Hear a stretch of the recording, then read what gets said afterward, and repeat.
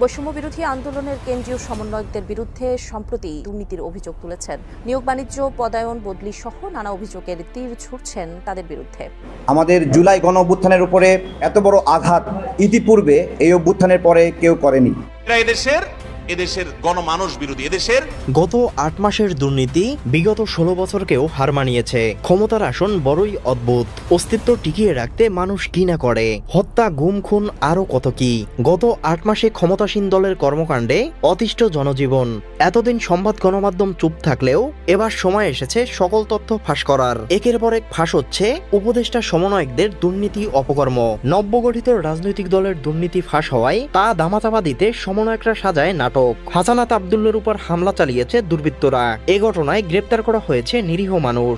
সূত্র বলছে, উক্ত ঘটনাটি পরিকল্পিতভাবে সাজিয়েছে হাসানাত। বড় বড় পয়সাওয়ালাগুলোরে বাইচা বাইচা আমলিক সাজায় মামলা দিতেছে, দিয়া মনে করেন ওই থাইচিতে সে বড় বড় চাইনিজ রেস্টুরেন্টে তারা বসে অস্থিতিশীল করবে এবং এরকম হামলা প্রতিনিয়ত চলবে।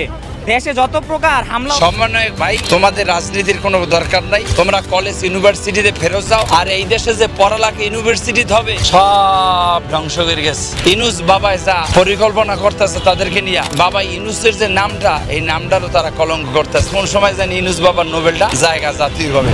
প্রিয় দর্শক, দেশের বিষয়গুলো আপনি কিরকম দেখছেন জানিয়ে দিন কমেন্ট বক্সে। এছাড়া ভিডিওটি ভালো লাগলে শেয়ার করে সবাইকে দেখার সুযোগ করে দিন।